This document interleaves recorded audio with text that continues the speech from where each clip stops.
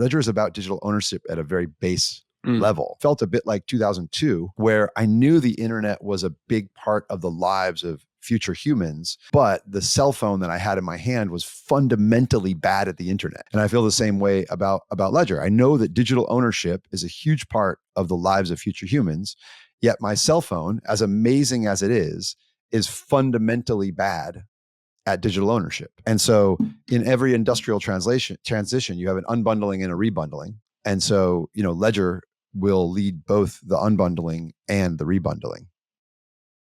This episode is brought to you by Sei. Sei's V2 upgrade introduces the first high-performance parallelized EVM already live on public DevNet. Mainnet comes later in Q2. You can follow along with the Sei journey on X at Sei Network. Sei is spelled SEI. Go follow Sei on X, Sei Network. Hey everyone, Santi and I have been talking about Solana a lot recently, and we're excited to have a Solana sponsor of Empire, Marinade. Marinade is a staking protocol on Solana and the only stake pool that delivers auto rebalancing, MEV rewards, and automatic downside protection with their new protected staking rewards. Optimize your Sol stake with Marinade by hitting the link in the show notes. Big thanks to Marinade. We'll talk more about them later in the show. This episode is brought to you by Avalanche. Avalanche is a leading network of blockchains giving some of the world's largest financial institutions new use cases and business models while leveraging completely customizable infrastructure. Check them out. It's core.app/discover. You can explore Avalanche's subnet ecosystem at core.app/discover. I was playing around earlier today. Really cool. This episode is brought to you by Mantle. Mantle is an L2 backed by over a $4 billion treasury, obviously one of the largest in the industry. They recently launched their airdrop program called the Reward Station to distribute both pre-sale, token allocations, or listed tokens to MNT holders who stake their MNT. Mantle has nailed their rewards program recently. Would highly encourage folks to check out the Mantle Rewards program at mantle.xyz/rewards-station.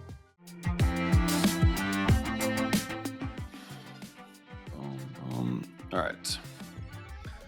Pascal, good? Ian, good? All good. Sweet. All right, everyone. Welcome back to Empire. I'm going solo. No Santi today. We've got Ian Rogers. I think it's fair to call you one of the most interesting people in crypto. Beastie Boys extraordinaire.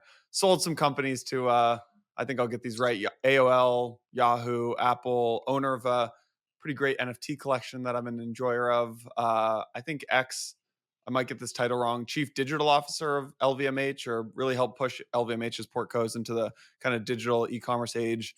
And now CXO of Ledger. And then we've got Pascal, CEO of Ledger, also a pretty interesting guy himself. So gents, welcome to the show. Thank you so much. I'm here because Pascal is interesting. When I moved to France 8.5 years ago, one of the first people I got introduced to was Pascal.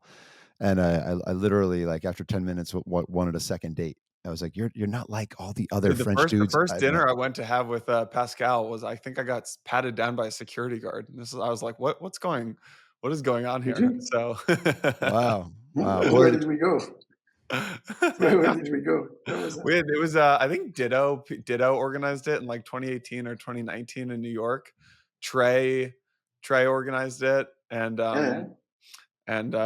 there's a security guard there. And I was like, amazing. I don't know if this is because of Pascal or if it's because of the restaurant. No. Or not because of me. One of the other first people I met when I moved to Paris 8.5 years ago was Tony Fadell. So that's like all part of this, all part of the story. It's all coming together. So is this the first show you guys have done together? Or you guys have done a bunch of speaking together? We usually do. Yeah, we speak a lot together. But we on podcasts?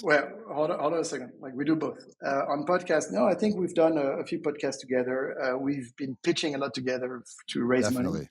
Definitely. And otherwise in work, yes, we divide and conquer. Like, Ian does his things, I do my things, and we cover more ground like that. How do you guys divide and conquer in the fundraising pitches?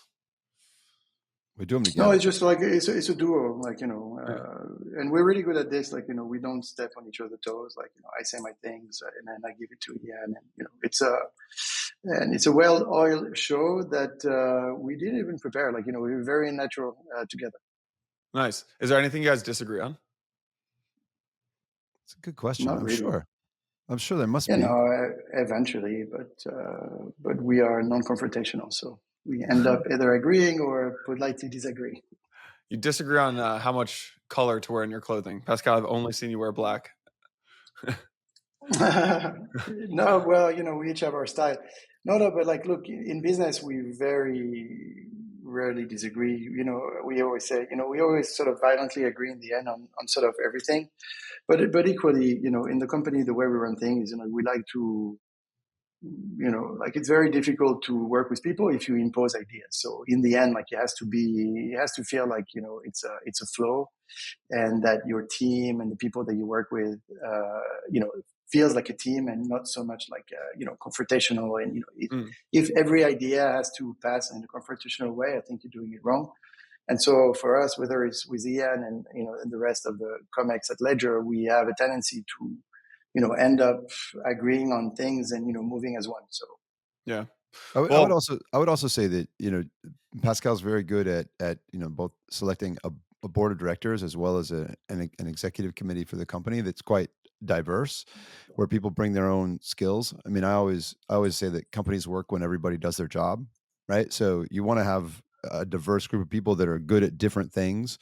And I also think that, you know, Ledger is a French company. You know, started in France 10 years ago, but it's really a global company. If you look at the makeup of the people that are in it, and like truly global in a way that the companies that I was a part of in California were not, you know, were not truly global in the same way. But also it's not a small French crypto company, right? It really feels like a company with a global right. footprint and a global mindset. And I think that, you know, Pascal's done a good job. You know, I always say that like LVMH took a, you know, it shows that it shows that how LVMH bringing me in shows that they think outside of the box. I'm not the obvious choice, you know, for the role. The person who was in that chief digital role at LVMH before me was you know, a person from Microsoft, a person from France, and a great person, but maybe a little safer as a choice than me. I'm kind of a weird person. And I would say that, you know, same at Ledger. Pascal has a vision that's like, you know, quite ambitious and quite global, and I think it shows up in the people that are around him. Yeah. So I wanted to have you guys on because you guys just released what I think is fair to call the most beautiful crypto product that has ever been released. And I got a sneak peek at it. It's just like gorgeously designed. It's called Ledger Stax, and there you go. If you're watching on YouTube, you can not only see Ian showing off the stacks, but you can see Ian and Pascal's cool little backgrounds here. Um, so yeah, we've got this dope product called Stacks, which we'll definitely talk about in a second. You stack them together and you stack them on top of each other, and it's really cool. But before we do that, I thought it'd be interesting to just share. You guys come at the world from a really interesting perspective. Like Pascal, I've heard you talk about like your vision for like digital ownership and digital value and like just why, I guess, why this matters. And then Ian, I've heard you come at this from like a perspective of look, like building websites for the Beastie Boys and, you know, kind of like in the heart of the 1990s dogfight between like AOL and Microsoft and Yahoo and these companies, and just realizing like how long it takes for some of this stuff to play out. So maybe Pascal, I could pick on you to tee up this conversation around like Ledger as a business is. I mean, you came into the business, I think end of 2014 or maybe early 2015. You've been at this for 10 years. Like, why is this concept of like self custody or digital value or digital ownership like so damn important to you? Yeah, I mean, when you do a business, I think you can either, you know, try to solve like an sort of everyday problem, and or, you know, if the everyday problem is sort of big enough, then you can try to change the world. And I think when I stumbled upon Bitcoin, it was 14, and then I was the first investor in Ledger. I led the seed round. And for me, like, you know, security, you know, Bitcoin was going to change the world, and security was like a must. Like you can't go around with your private keys if they're not absolutely secure. And being French, I had a bias because, you know, I was always told growing up that, you know, chip and pin technology, what you have on a credit card, is actually the best form of security. And the Ledger team was raising money, and they pitched to me chip and pin applied to Bitcoin and cryptocurrencies. And for me, it was just like, okay, so this changes the world. And actually, if you think about it, you know, with Bitcoin, you have suddenly you have digital ownership. You can own like a digital token, which was not possible before. And since Bitcoin, you can see the digital ownership takes many forms. And actually, if you really think about digital ownership, suddenly you think, well, actually, my sort of login password to my Instagram account is actually sort of some kind of digital ownership. And so if you start thinking like that, you're like, oh, okay, now I've got a lot of secrets online.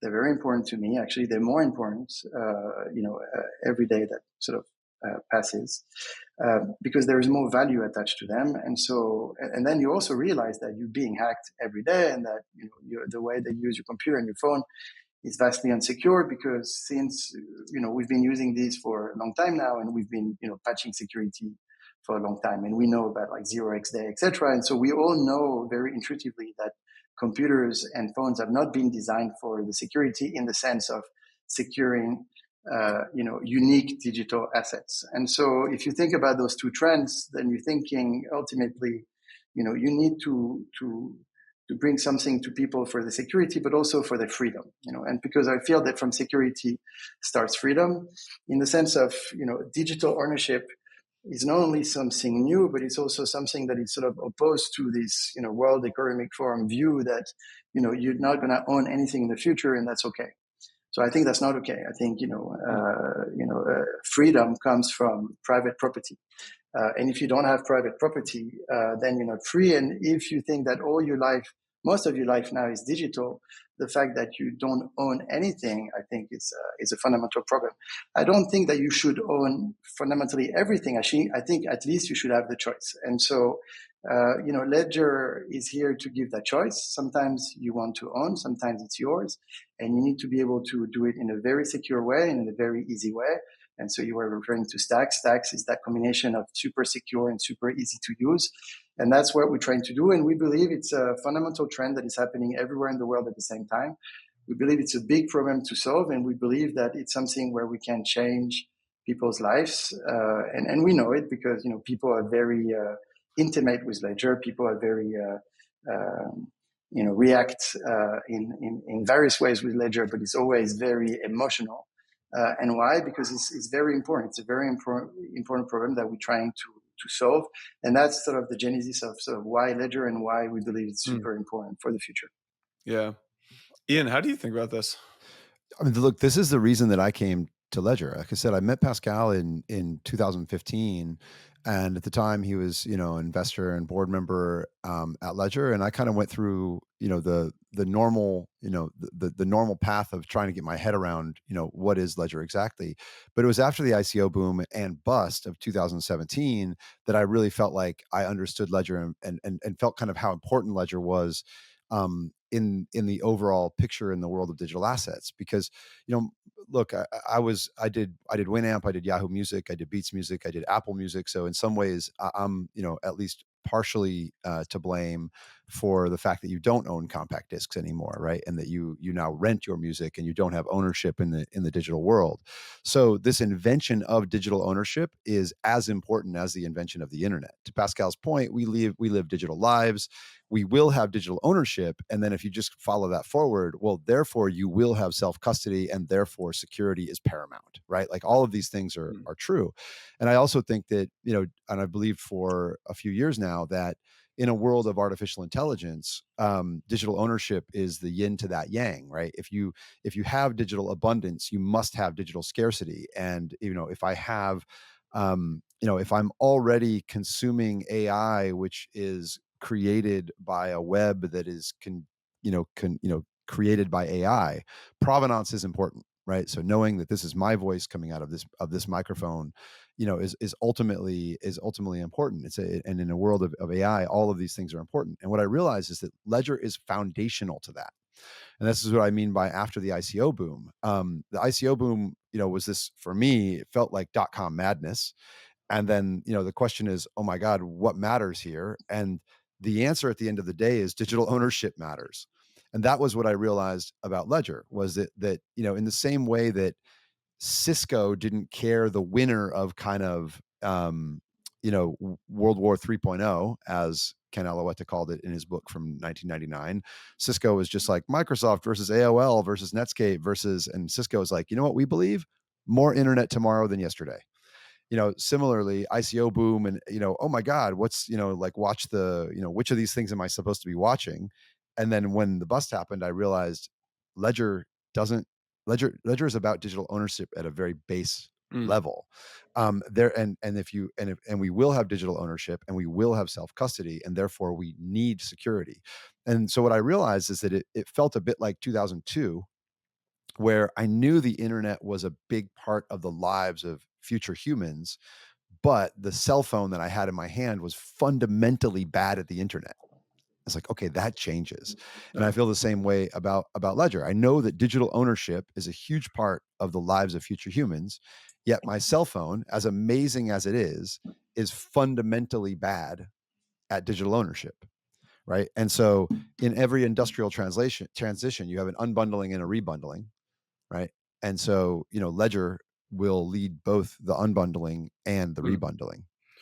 Ian, what phone do you have where there's 5 cameras on that thing? This is the Pascal and I have the same one. This is the S24, Samsung Oh, S24. nice. A lot of cameras on that bad boy. Where does Ledger? Okay, so if you look at the internet today, we've got like 5.5 billion internet users. I think there's probably 4 or 5 billion social media users. There's, let's call it 400 or 500 million crypto users globally.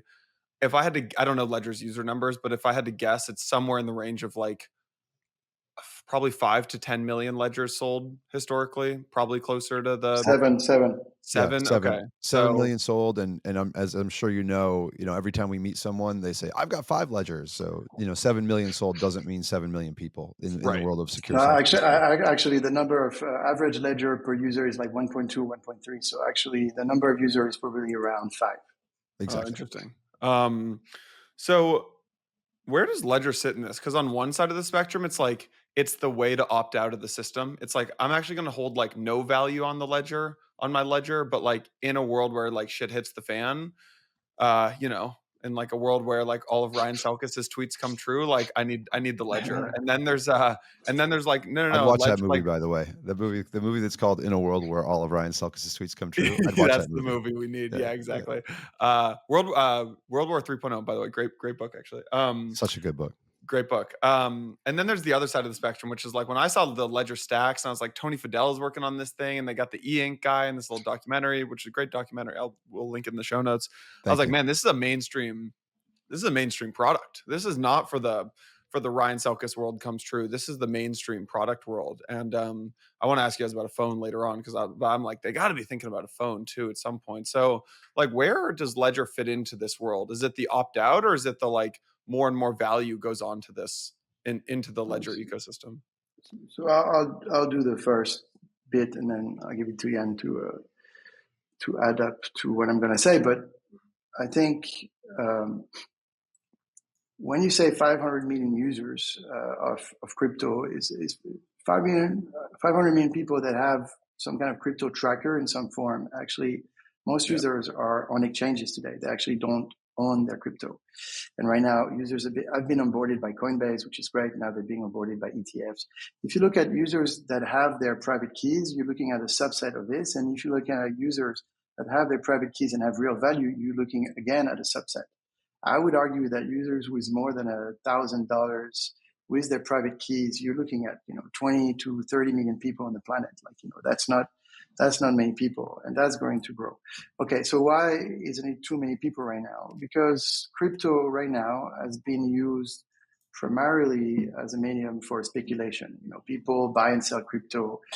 People trade, and that's probably the main use case, which is why Binance is probably one of the biggest companies on the planet right now. Like their numbers are private, but they are actually, I think, extremely big. Much bigger than Coinbase. And Coinbase is already a really great company. And so that's the use case right now. We believe that the use case, so that's number one. Number two, it was much easier to build an exchange than to build a company like Ledger at scale. It's easy tech versus hard tech. I think that what Ledger does is hard tech. You need hardware, operating system, software. To build an exchange is, from a technology standpoint, isn't that hard. So actually, when you go through transformation and a new asset class, you probably start with easy tech and you go towards hard tech, which is why Stax exists today and it didn't exist in 2014. It's very difficult to do Stax in 2014. It becomes possible only today. And finally, I think now what we're starting to see is okay, blockchains, L1s, were in their infancy, are still somehow in their infancy. Now you got L2s, and now you start to have like the application layer being built on top. Interestingly enough, if you are on Ethereum, on Solana, you can interact with your private keys. And so therefore you would see that you actually need the private keys. And so therefore you need a ledger in order to do DeFi and a bunch of things that otherwise you cannot do if you give your private keys to a bank or to an exchange. Interestingly enough, Bitcoin with what's happening right now with L2s and different things is taking the same direction. And so basically what we think now, the years of Ledger have yet to come in terms of mass market. And this is why Stax is actually perfectly timed in terms of when it's coming out, because the next generation of users and users in general will want to interact with crypto. And it's not just a case of making money with crypto, but it's also interacting with applications around you, because you need to share. You have an e-commerce experience that is NFT gated, because you have a piece of art that you want to buy that is an NFT, and because you have so many use cases, because you want to pay with crypto, because you have all these things that you want to do where you need to have your private keys. This has yet to come, because we are in 1995 when it comes to comparison with the internet, or maybe 1998. There are not so many things that you can do with crypto when you have your private keys today, and especially not for the larger audience. But in the next 10 years, it's going to be so. And so therefore, having your private keys is going to be a no-brainer, and having a ledger is going to be a no-brainer, because you actually need it if you want to be able to interact with the protocol, which is what you do when you use your phone, for example. You interact with the web protocol. With your ledger, you will be able to interact with those different public blockchains directly, and you won't be able to do that if you go through an exchange, for example. Mm. Yeah, and I think if you look at everything that we're doing, you can see that what we really are is we are maxis on self-custody and security. And so the game for us is, how do you bring self-custody and security to more and more people? Because as you guys both said in the kind of the setup for this question, you've got a much larger group of people who have some sort of exposure to the asset class than you have people in secure self-custody. When you start to get into secure self-custody, good operational security, like you really get down to a very small group of people. But we think that all of those things really matter in the future. So the question is, how do you bring that to more people? There's kind of an amazing story behind Stax, because it really is a story of a group of friends who have this belief and want to push it forward, including Tony Fidel. But I also think that the opportunity here is that that Stax is to this conversation of digital assets what the iPod was to music. In a very specific way, in an accessibility way that you were alluding to at the beginning, which is, before, there were MP3 players before the iPod. They existed. No one remembers them, but they existed, and they were really for enthusiasts, right? So you had, you already had MP3s. You're like, oh, cool, MP3 player. It holds 8 songs, and I'm a geek, and I want one. I was that geek, and I had one. Yeah. But what the iPod did is it fundamentally turned that around to where, somebody might have, the iPod may have been their first purchase with respect to digital music. They're like, I don't have any digital music yet, but my friends have this. They love it. I'm in the store. I'm going to buy one. I'm going to start ripping CDs. I'm going to start buying songs. I think similarly, Stax could be that device, which is, I don't have Bitcoin yet. I really want to get into this. My friends are into it. This device is cool. I can buy this device and buy my first Bitcoin. The other thing is, and if you look at my Stacks here, you can see there's an app on the front of it called Security Key. So to Pascal's point, this Security Key app, sorry for the background kind of eats it, but the Security Key app is my passkey, my 2FA. It's a better security device than, Face ID on my phone or the thumbprint on my phone. If I want real security around, as Pascal said earlier, not only the digital ownership of my digital assets, but also the ownership of my digital life, the proof that I am me. And I think it's pretty easy to imagine extending this out into where, social media services, they actually value kind of a proof of humanity, a proof of identity. And we think that these things are also a big part of the lives of future humans, but it only makes sense if you have a device that, the average consumer can use easily. Mm.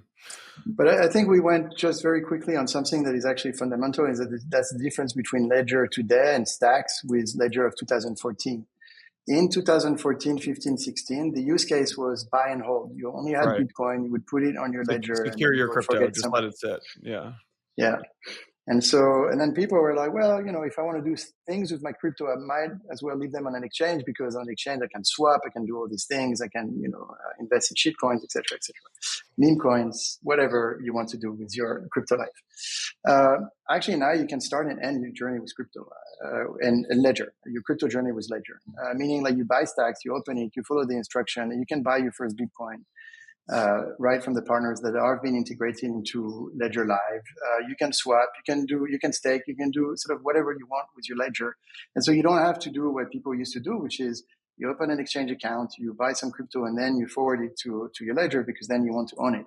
Actually, now you can do, sort of end to end with your Ledger, and you can even off ramp with your Ledger, because you can sell your crypto from your Ledger, and you can add a credit card to your Ledger that's available in Europe, and it's going to be available hopefully in the US later this year. So actually, you can go about your merry crypto life with your Ledger, because on top of it, you can connect your Stacks to other software experiences. You can connect directly to Rabby, MetaMask, Coinbase Wallet, etc. Like, you don't need to stay only into the Ledger environment.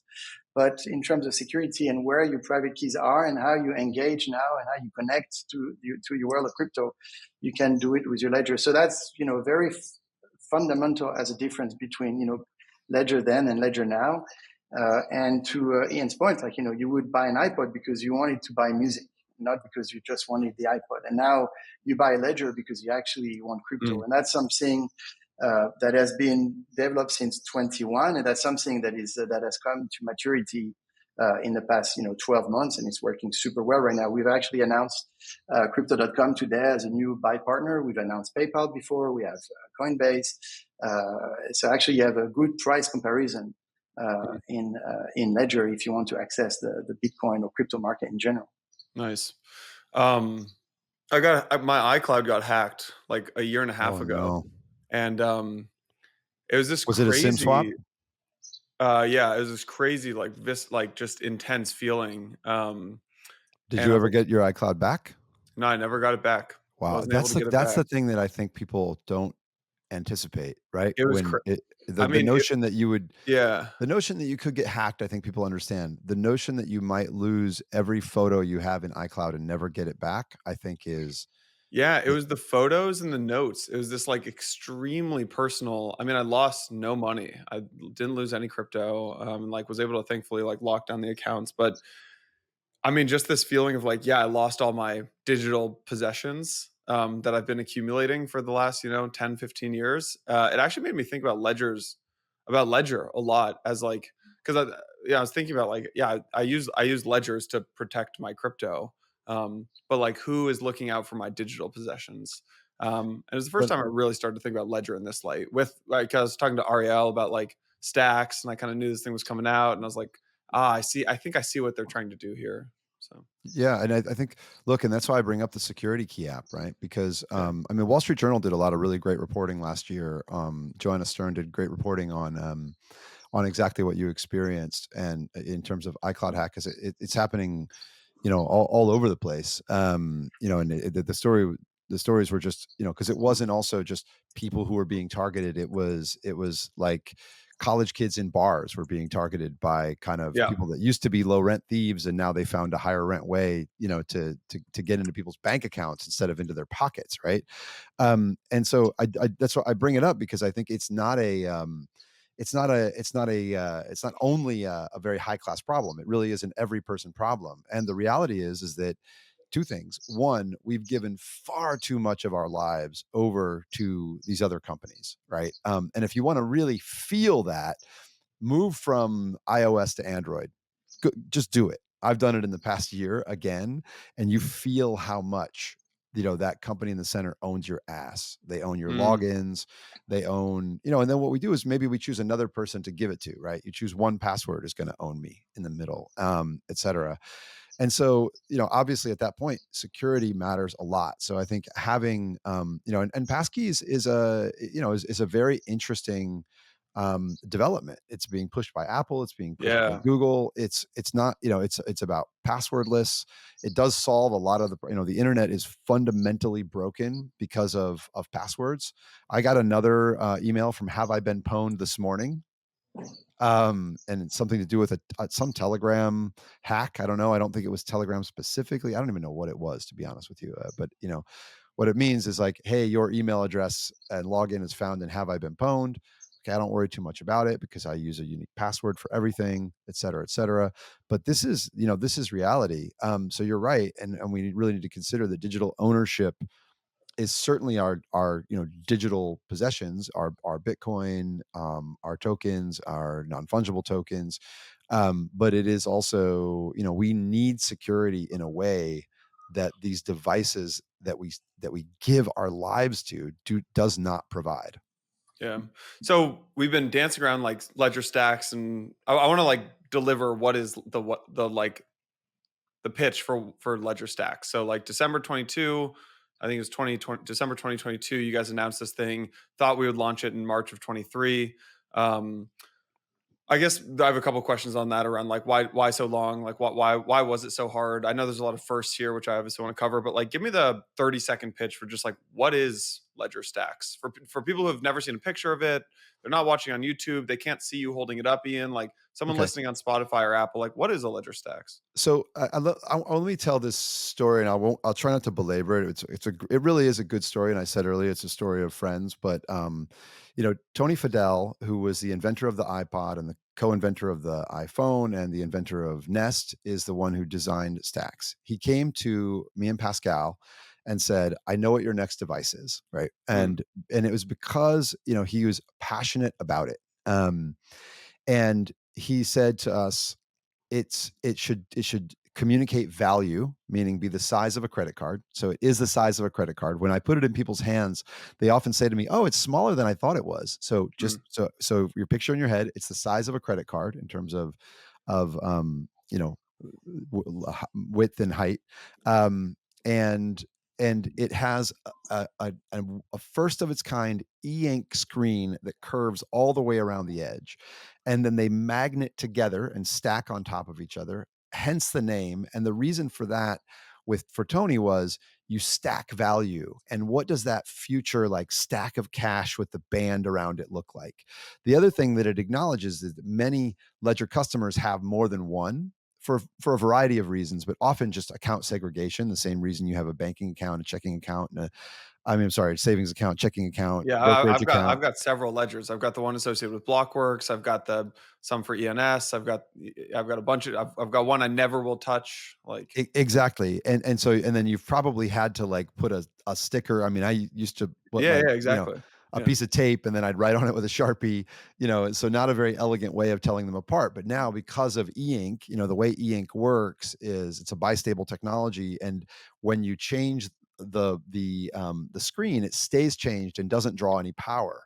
So Mm, in this case, you can actually change the screen goes around the edge. So that includes the spine. And so when they're stacked up, you can tell them apart, on the spine. Plus, you can put whatever you would like to, whether it's a picture of your dog or an NFT on the cover. You can put whatever you like, and you can tell them apart in mm, in that way.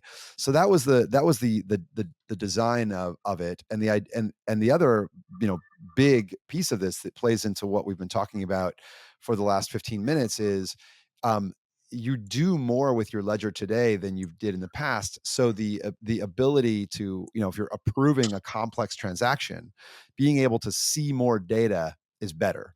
And mm, especially with the work we're doing right now around clear signing, so if you imagine you're really seeing, I mean, we always say with ledger is what you see is what you sign.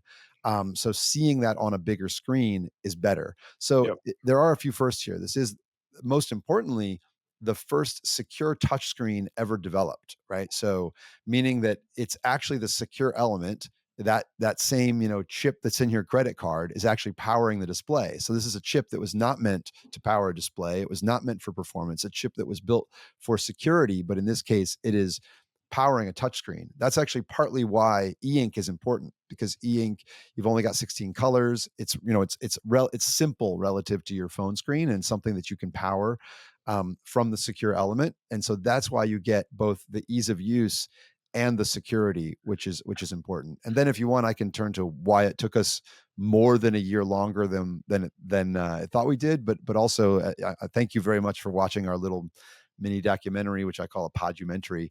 Yeah, it was great. But I really hope people watch it. So thanks for putting it in the show notes, because it tells the story quite well.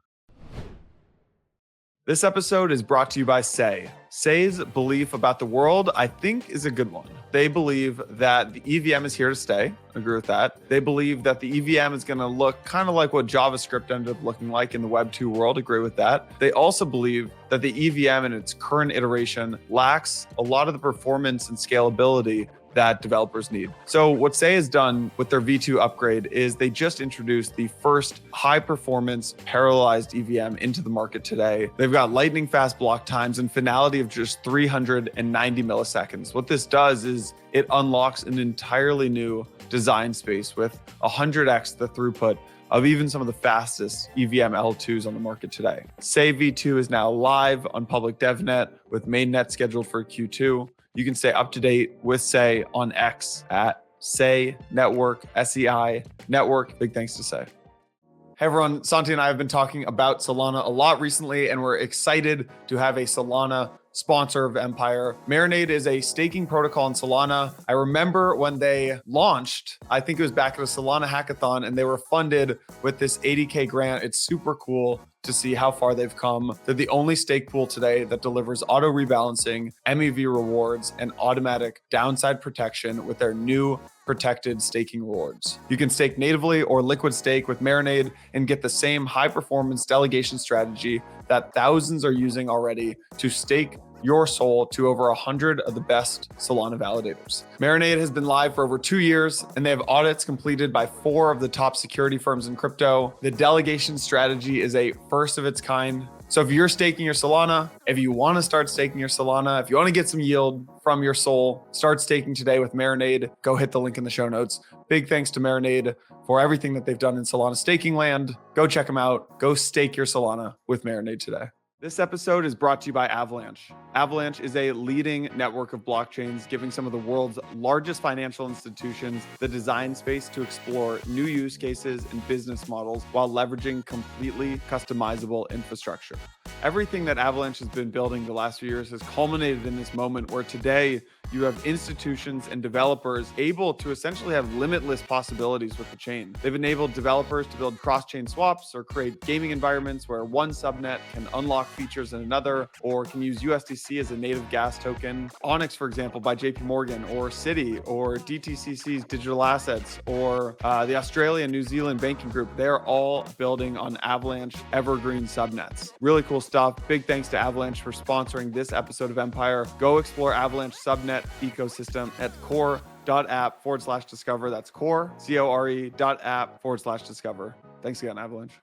This episode is brought to you by Mantle. Mantle is an L2 backed by one of the industry's largest treasuries. At the time of recording, it's valued at $4.4 billion. The Mantle ecosystem engages in a lot of early stage exciting projects such as Athena and Eigenlayer. And they give out actually the rewards to the Mantle community. There are 2 airdrops I want to tell you about. The first one, it was with Athena. They offered 2.5 billion Athena shards to holders of their native token MNT. So the reward station program distributes these pre-sale token allocations to MNT holders who stake the tokens. The second one they have going on is with MISO, MYSO. That gives out over 90,000 MYSO tokens worth about $50,000 today. That starts on April 25th, runs through May 2nd. If you want to check that out, you got to stake your MNT, and you can check out the reward station at mantle.xyz/reward station. Big thanks to Mantle for sponsoring Empire. Well, before we talk about the time it took, and I'm assuming that that's probably an easy answer actually, which is like, look, we just did a bunch of firsts, like first e-ink, first curved e-ink display, first organic semiconductor materials on plastic substrates, like only screen made at less than 100 degrees. A lot of firsts, takes a lot of time to build hardware and software. I'm assuming that's the answer there. The world's first secure touchscreen. I keep hearing you and Pascal say this. Like, what does you're inherently saying that my current touchscreen is is not secure. Like, just tell me what this means. Like, are you telling me that the billions of iPhones out in the world don't have secure touchscreens? And like, what does that really Correct. mean? Correct. I mean, like your hardware security works just like a building. If you have a secure building and you have sort of armed guards all around, and the building is heavily like Fort Knox, for example, you understand very easily that sort of what's inside is secured. Now, if I tell you that take Fort Knox, but I also want you to have like a daycare center, a movie theater, a club, and a shopping mall, then you very quickly you're going to say, well, let's have two buildings, right? So hardware security works exactly like physical security. Actually, when you look at it with a microscope, it is actually physical security. Now, you can put the private keys in something that is very secure, okay? But then that secure element gets communication from the outside. And the secure element is not smart, like doesn't really know the nature of the communication that is coming. So if the secure element doesn't control its whole environment, then you could actually tell the secure piece to do something stupid. Now, if you want the secure piece to do absolutely what's right, the secure piece needs to control the buttons, needs to control the screen, basically need to control every interaction that tells the secure element to do something. And so in the case of a Stax, it's only the touch of the screen itself, etc. And that's why the screen is secure, because it's fully controlled by the secure element itself. On your phone, when you have a secure enclave, people say, well, I do have a secure enclave in my phone. Sure, but that secure enclave gets messages from most places that are very insecure. And so therefore it gets the message and then sends your money somewhere, but doesn't know whether the message was the right one or the wrong one, because the secure enclave in the phone doesn't control entirely the phone. So that's the main difference between your phone and Stax. Yeah, and I wrote a little post last week for my friends because I definitely had people that were like, okay, I love you, Ian, but I still don't get it. And I think, there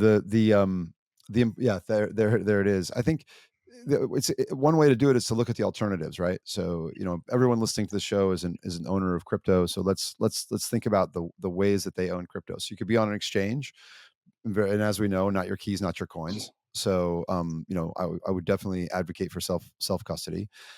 You could be in a software wallet, which is where you're relying on the security of your phone. But frankly, your phone meets none of the three security requirements, and I'll come back to that in 1 second. You could be in a hardware wallet which doesn't have a secure element. Which, and what I always say to that is like, let's trade for 24 hours. I'll give you my ledger. You give me your your device that doesn't have a secure element, and then we'll trade back in 24 hours. And no one's taken me up on that yet because I have access to our attack lab, the Donjon. Or you could have a hardware device which doesn't have a secure screen, and those are really just signing oracles. And if your OS is compromised, or if you've been given a rogue app, then that app can easily tell you, yeah, here's the transaction, and then but what you're actually signing is something else. So the three things you need to be secure are: you need a secure element chip, which creates your private key to begin with kind of the correct entropy, etc., and stores and protects your private key. So that's number one. Number two, you need a secure OS running on that chip that performs the operation. In other words, as Pascal said, if you're pulling your private key out of the secure enclave and putting it in the OS and then deleting it or putting it back, that's not secure. And then third, you, the user, need to be able to eyeball that transaction and say yes or no on a secure screen. So you need to check all three of those boxes to have security. And that really is why Ledger. And that is exactly what we won't compromise on. I'm telling you all the time.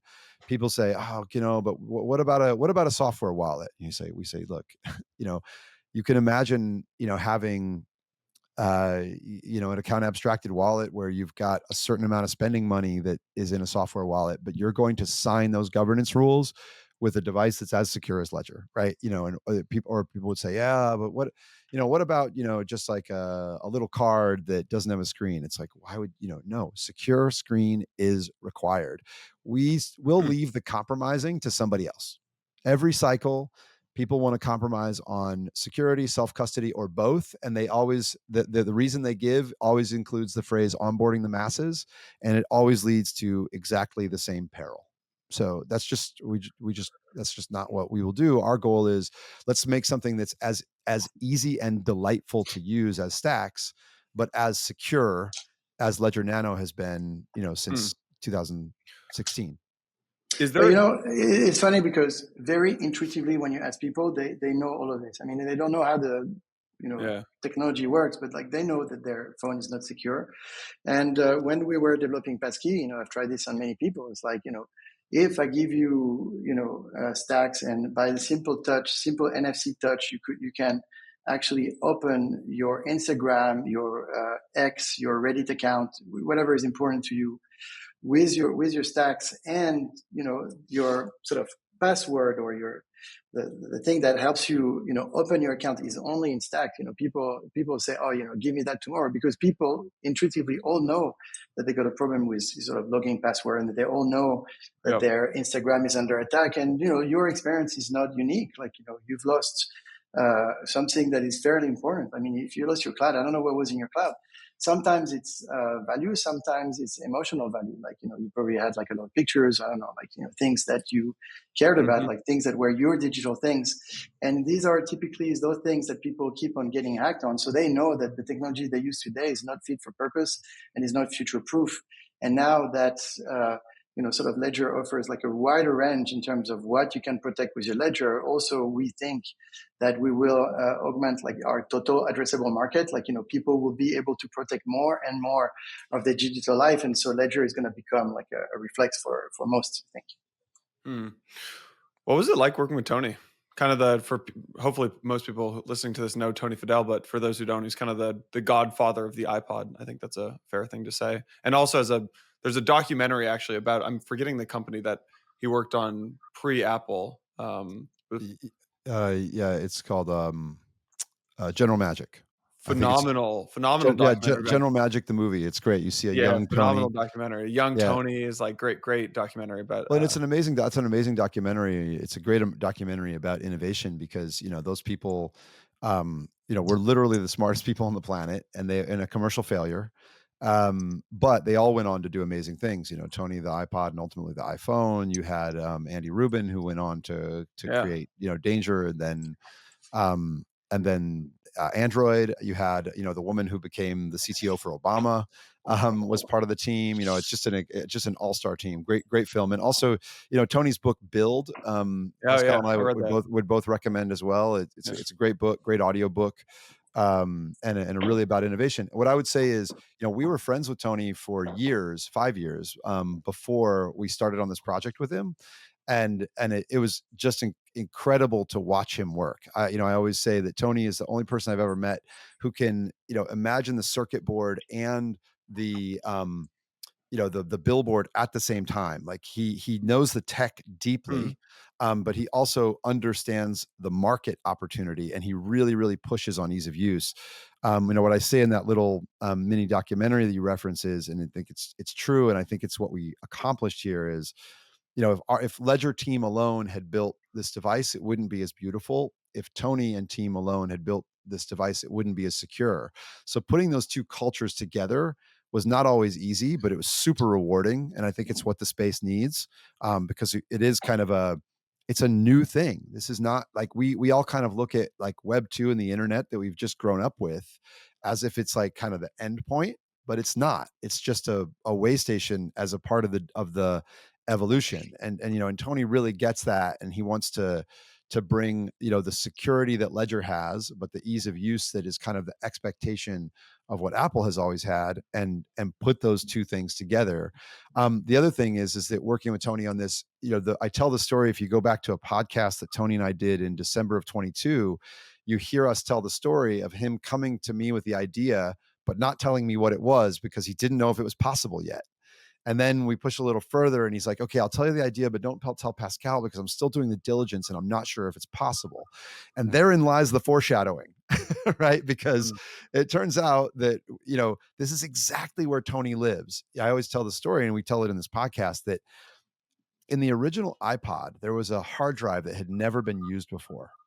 And that was a risk because that hard drive was new, and what it definitely was not designed for was a device that you put in your pocket and you might drop on the ground, right? It was meant to go into, a very thin laptop for those days. And, so they took a risk putting that, that part into the first iPod. It was a risk that paid off, but it was a risk.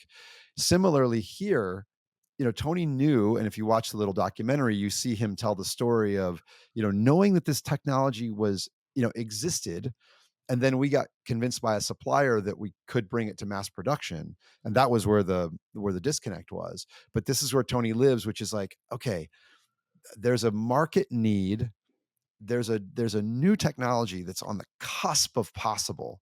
Can we bring this new technology to life in a really delightful way in this product? And it's just that reminder that there's always a confluence of kind of innovation, imagination, market opportunity.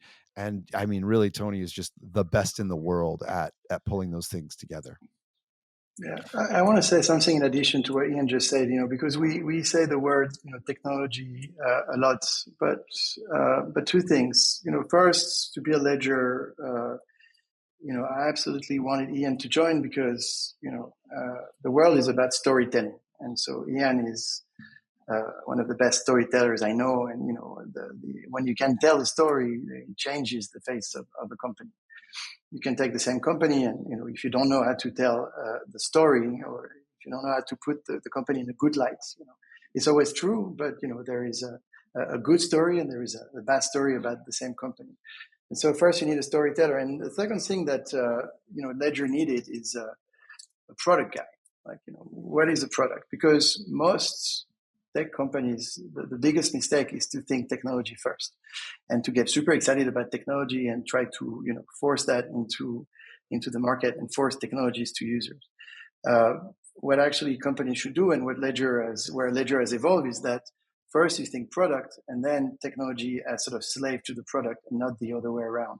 And what was very interesting to, we all read the book, Steve Jobs. And when I read the book, this is pretty much what is said in the book, like, think product and, technology comes second. And Steve Jobs was always very famous to, say that you wouldn't have flash on iPhones. And, that was it, and people were, it was a curious decision at the time, but it was the decision is big. And why? Because it was always product first. And, it's one thing to read it in the book. It's another thing to see Tony do it. And yes, there are pieces of new technology that he sees, etc. And actually, if you read the book and you know how they were thinking about the screen and the kind of material that they use, like he was, reading that book, but, sort of seeing it live. And Tony really think about the product, but, everything about the product. What's very interesting right now, so we release Stax and people are starting to post things on X, and it's wonderful to see it. But it's also wonderful to see that, when Tony thinks about the product, he thinks about like, what cool things could user want to do with the product? Like, the e-ink screen and the remnant image, the little click when you click on the button, like, there are some little gimmicks. I don't know if you remember the first iPod, but there was this, you could roll, the rolling thing. Yeah. The rolling thing, and all of these things, are decisions that you could take that decision, you could take another one, etc. But why do you take this one? Is because the rolling thing was actually very satisfactory, and there is something that is very satisfactory when you hold a Stax because it's very smooth because of e-ink, etc. And so there are many product decisions that are just about like, how is it going to feel? How people are going to play with it? How are they going to feel good when they touch it, et cetera, et cetera. And so Tony is a real product guy. Like, he thinks product first and technology second, which is something that very few companies do in our space. If you think about Web3, crypto, Bitcoin, whatever you want, like, you have all these crazy terms and people talk about like, the next evolution of the tech, but very few people talk product and what the product does. And I think that's what we're trying to do. And for sure, there was a big shift in the company. That was, wonderful to see Tony do this, because once you start to think product, then you start to think, product experience, everything around the product, and not just, is it going to be an e-ink screen and, just base everything on a piece of technology, but more like, what's the product, what's going to be the usage, etc. And so to see this at work is wonderful. It's very cool. Unique in a career. It's very cool. I wish I could have experienced that. I feel like we've been in a drought of hardware product. Like there are product people, they're amazing product people today, but they're software product people. They're like the product managers or the chief product officers of some of the best software social platforms out there, and they've done amazing things. But the hardware product, I think we've been in this like extreme drought the last several years. So it's just cool to see what you I guys are really building. and thank you. It's funny because I was at Consensus last week, and I realized after on day two, I would just when I met people, I was like, I'm here promoting my film. I was really just like I really was. I'm trying to get everyone to watch that little documentary, and I've even sent it to investors and friends who I know are not that interested in crypto or ledger, Yeah. because to me it's a story, to your point about hardware, that if you're interested in building things, like if you're interested in innovation, you're gonna love this story. And like to Pascal's point about the little things, that's why I'm holding up the devices.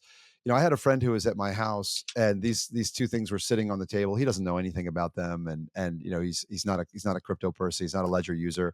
He was playing with them as if I just had two poker chips sitting on the table, for like 45 minutes. And he finally went, "What are these things anyway?" Because they are, just in terms of a device, it's quite satisfying.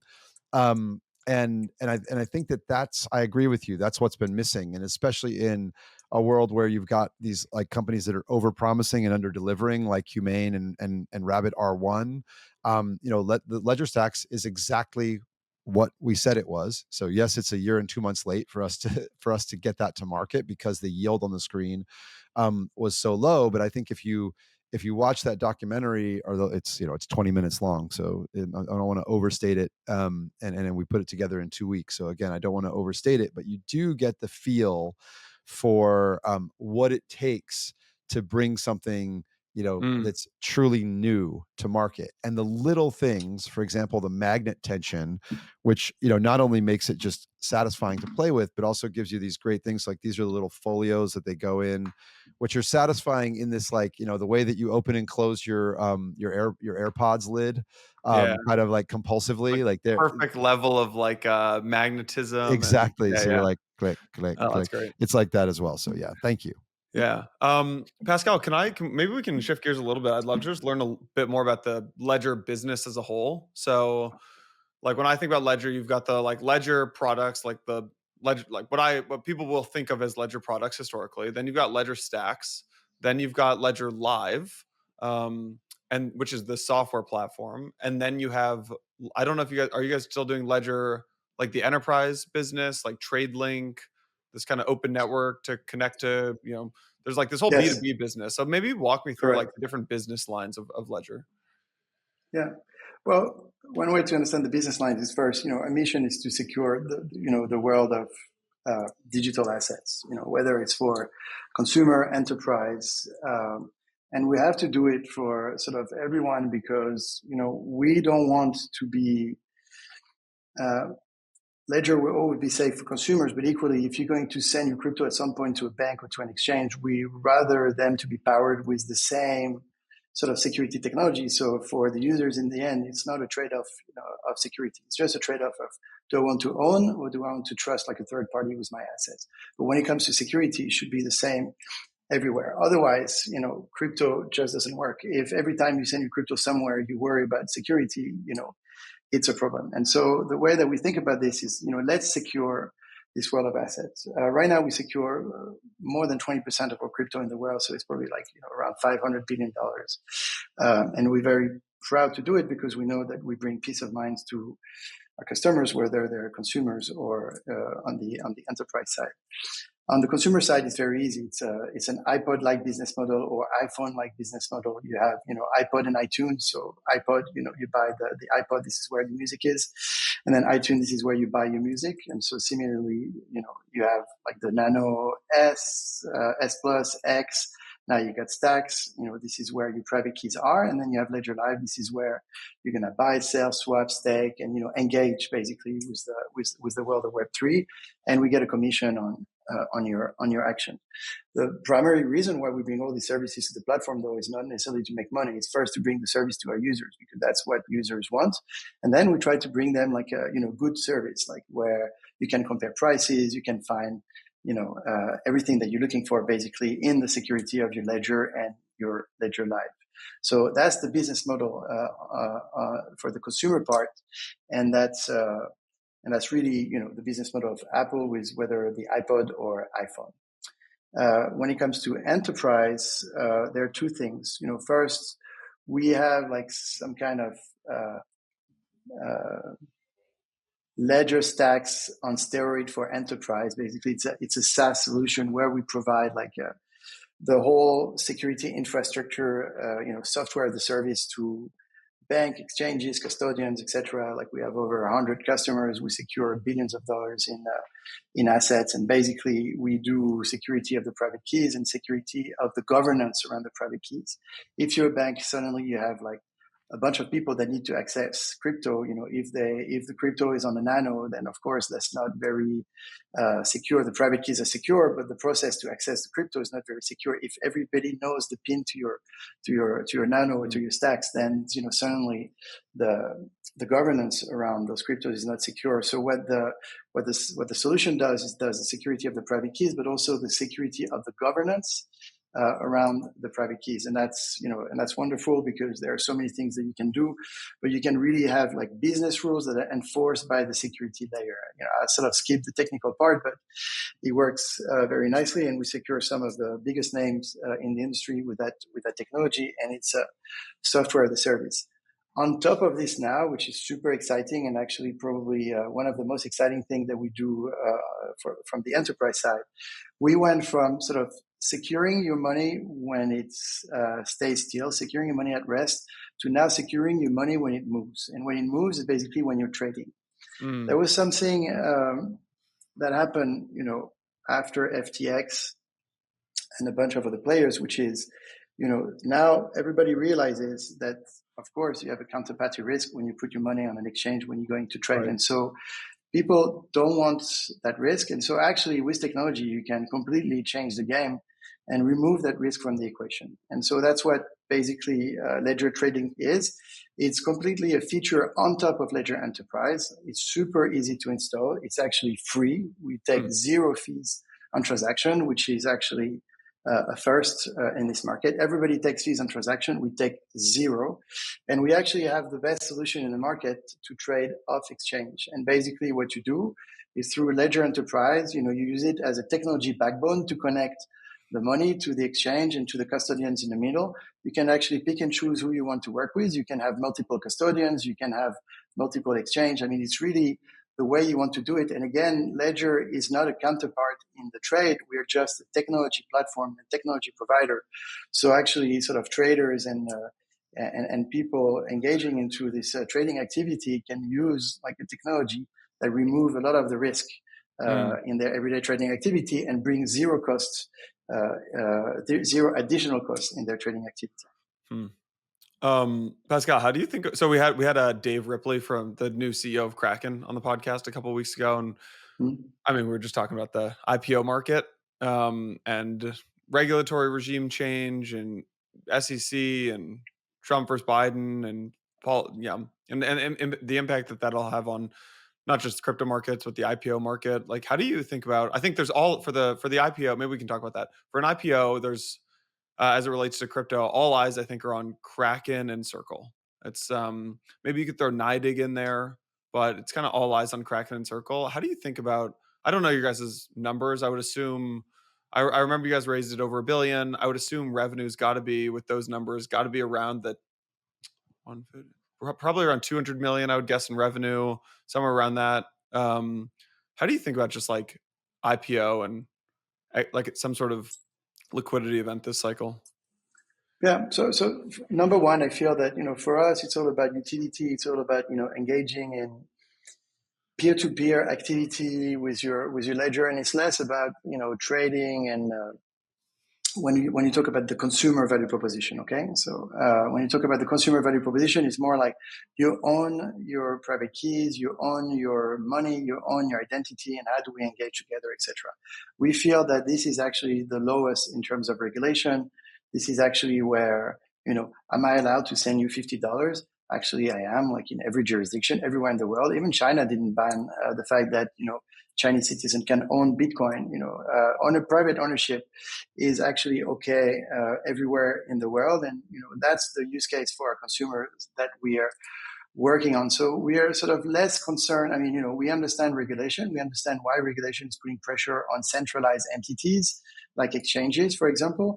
And that's probably, for the best sometimes. Sometimes it's too much. Like, regulation shouldn't hit too hard if you don't want to prevent innovation from happening in the future. But that being said, Bitcoin cannot be regulated because it's open source and because it's code. And I think that's sort of the future that we're looking at, and not so much sort of only trading and speculation. I think there's a case for trading and speculation. I think that's 100% fine. But I think also there is a case for sort of utility and what do you do when you have your private keys and how do you engage peer-to-peer. So I would say from a regulation standpoint, that's sort of more focus. And of course, from an enterprise standpoint and from supporting the partners that are providing the buy, sell, swap, staking services, of course, we keep a keen eye on regulation as it happens. And we have actually a team that is taking care of this both in Washington and Brussels. And what we're trying to do is to basically educate around us to make sure that people understand what this is all about. And actually, this is quite good. We actually believe that finance on the blockchain and even with centralized entities, if they're properly regulated and if they play a fair game, actually, we believe that it's a better system going forward than the legacy system that we have now. So that's how we feel and how we think about regulation. And your second question was? I mean, to put it bluntly, like, you think an IPO is possible this cycle, or you think that's the next cycle type of thing? Look, I think the markets have really changed. Before an IPO was like, almost like an obligation if you wanted to raise like a certain amount of money. Like now, actually, private market, you can raise as much in private markets as you can raise in public markets. So it's sort of less of an issue. So now the question is, where can you raise? Where is it better for you? Is it private? Is it public? We will see in the future. Is Ledger going to raise money in the future? I think so. I mean, it's fair to think that we will, because we have high ambition. Stax is only a stepping stone towards our future, and there are great things that we want to do. And will we raise from public or private markets? I think we want to have the choice to be able to raise from both. And, when a window is open and if it's the best thing for the company, we'll do it. But we see it, but it's not an end for it. It's more of a mean to an end. And so raising for public or private market will be almost like a last minute decision. What we want for it to be a last minute decision, the company needs to be ready. Right. And actually, to run a company like a public company is not a bad idea. There are many good things about running a company as a public company, because it forces you to organize the company, it forces you to organize your team, it forces you to organize your processes. Right. And it's something that the internal tool, the financial tools, etc., and it's something that we're working on, but not so much to go public, but at least to be ready, because if one day we have the opportunity, and this is where we can raise the big money, this is what we'll do. And if public markets are open and we can raise the same, then we have a choice. Yeah, I've always loved Ledger's business because, again, I have no idea if I was close or not on that revenue number, but a lot of revenue. It's within the hundreds of millions. It's within the hundreds of millions. And I've said on stage that actually, ideally, we want to hit $1 billion in 25. 25, there you go. We are all hoping for a big 25. I think it'll be a big 25. The one downside to Ledger's business is that it's like one-time revenue. Like someone buys a Ledger one time and maybe they don't buy it again. Like, I've really liked what you guys have done with like staking. Like, I stake inside a Ledger Live. Like, I'm sure that's nice ARR or whatever. But what about the No, but so it's not a one time. It's just like saying the iPhone business is a one-time buy.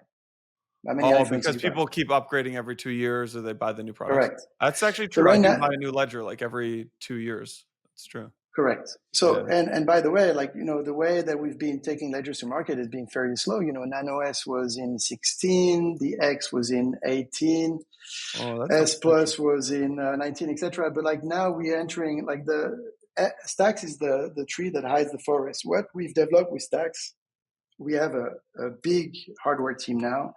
We have an amazing supply chain, and now we are ready to ship sort of more products sort of faster. And actually, what's going to happen with your ledger is the same thing that happened to your phone. Before, your phone was only to make a few phone calls, and then it became like a computer basically. And because it became a computer, then the combination of hardware, operating system, and software makes it that the three have to evolve together in order to have a new experience. And I think Stax is really one step in that direction, but there will be other products in the future. And you had a question earlier on what about a phone? So I'm not going to make a statement here that we're going to do a phone, but definitely your hardware wallet in the future will do much more than what it's doing now. And for this, the hardware needs to evolve, the operating system needs to evolve, and the software connectivity needs to evolve.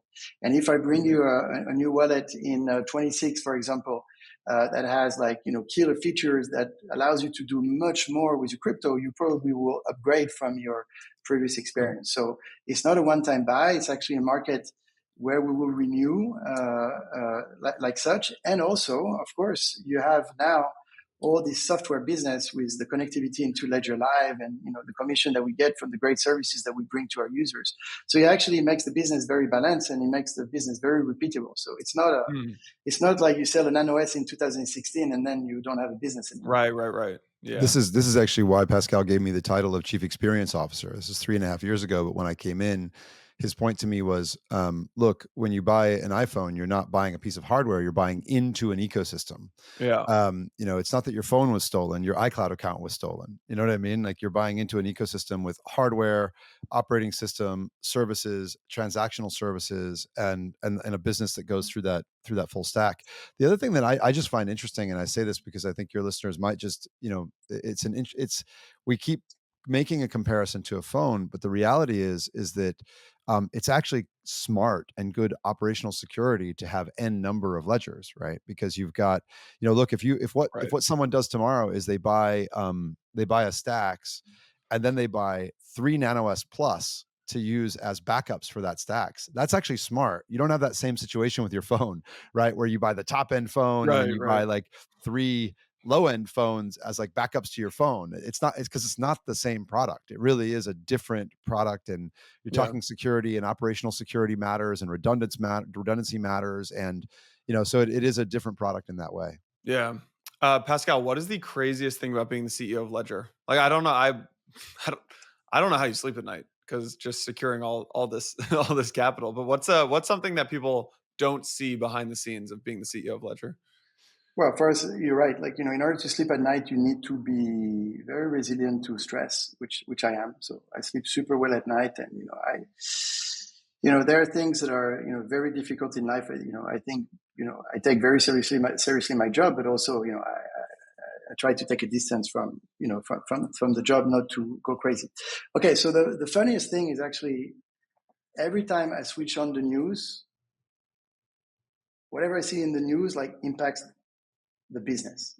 It's crazy. I never see anything. I remember switching on the news one day onto something that was a war basically. The war started in Ukraine, and in all my jobs before, that would have not impacted me directly. But in crypto, everything that happens in the world has an impact on crypto and has an impact on Ledger. It's actually crazy to see. And so, of course, we had teams in Ukraine. We had to take care of our teams. We had to take care of business continuity, etc.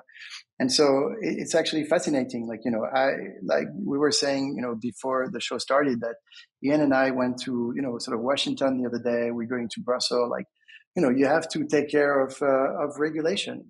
That's crazy. Not many businesses have to do this. The type of things that we have to do, the complexity of what we have to do, the number of people that we have to meet. I would say this is why I came into crypto, but I didn't realize that it was going to be so full of experience, so complex, so rich, and that's what's crazy about the job today. I can be there's someone that I really like in Washington. It's a gentleman called Tom Emmer, who's the whip. Oh, he's speaking at permissionless. Actually, yeah, we love Tom. Tom is amazing, and what he's doing for crypto and Bitcoin is amazing. So in my job as CEO, I get to meet people like this, and so I feel I feel very fortunate. And actually, whenever I come to the US, and people say, "Oh, in the US, like I don't know, our politicians are not that good, etc." And you meet with someone like Tom Emmer, I say, your politicians are pretty good. Like I would say, a guy like Tom Emmer is actually someone is rooting for freedom, someone that is a real gentleman. Like he's not a. I mean, in my book, he's not a politician. He's actually someone who's trying to do what's right, and trying to fight for the people truly. And so what's extraordinary in my job is this, like, everything impacts Ledger, and you get to meet extraordinary people and sort of influence policies, globally because you're Ledger. So that's fantastic. Maybe we can end with you, Ian. A non-Ledger question. So you helped move LVMH. I think you're at LVMH for 5 or 6 years. Helped move them from like, I don't know, 3 or 5% of their brands were doing e-commerce, and then by COVID, 100% was e-commerce, right? So this like massive jump. And I think you, from talking to people who were over there, like you shepherded these brands into the e-commerce age. So if you think about I'd love to hear a prediction from you about like what these brands will do in crypto, and like what not like this year, not next year, but like 5 to 10 years in the future. Like what is it going to be like to experience like Tag or Sephora or Dior or LVMH or I don't know, the Belmont, the list goes on with their portfolio obviously. Like what will that experience be like as it relates to doing things on chain?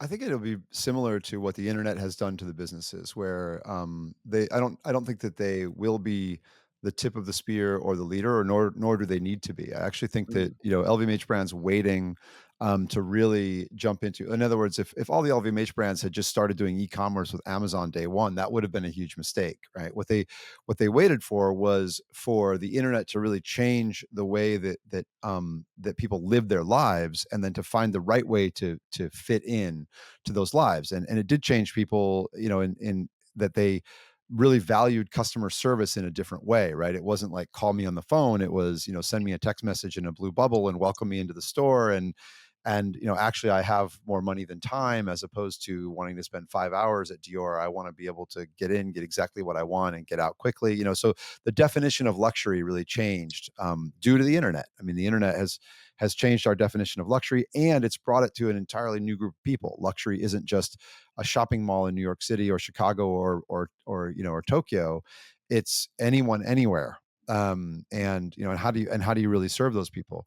I think similarly, when it comes to digital ownership, I think there's a very big thing in that. I believe that 15 years from now, fully 50% of luxury purchases will be pure digital, because the impetus for buying a luxury watch and the impetus for buying, an NFT, which is part of a strong community, has high value, it gives you access to a community of interesting people globally, is the same, right? I mean, you buy a luxury watch not to tell the time. You buy a luxury watch because you appreciate the aesthetics. You think the value will go sideways or maybe up. It kind of makes a statement of who you are and what kind of person you are. And it enters you into that small world of people who really appreciate the value of this scarce item, right? I mean, you could say exactly the same thing. If you look at, we were listening to the CEO of Ferrari speak a few weeks ago, and he kept reinforcing that Ferrari is a community. It's not a car, it's a community. It's like, okay, well, CryptoPunks is a community. And it's a community of things that cost around the same price as a Ferrari. And where there are 10,000 Ferraris made every year, there were 10,000 CryptoPunks made in 2021. And now there will be fewer than 10,000 every year for some reason or another, right? So I think that these parallels really, really hold. And I think, the definition of what is luxury, as we lead digital lives, luxury purchases will be digital. Just like, and I used to, shoot photographs on 35 millimeter film and hang them on my wall so that 5 people could come to my apartment and see them. And, now my 17-year-old thinks that would be absurd because, well, who would see them, right? You pick them, you post them on Instagram so that the people in your community can see them. So I think that there's simply, from a product perspective, more and more luxury products will be digital. I also think, though, if you look at some bigger things, like, I really think that Bright Moments is a luxury product. So, Bright Moments is an in-person experience. It sells a product that costs on the order of $3,000, but it's an in-person experience like you would get from, a luxury store or a Belmond, et cetera. So I think that the definition of luxury continues to evolve. and these companies will have to keep up with that. But I also think that they will just become part of what they do. I buy a bag and now I get a digital proof of purchase. That gets me something. It gets me Yep. proof. I get to floss. I get to maybe come to the event.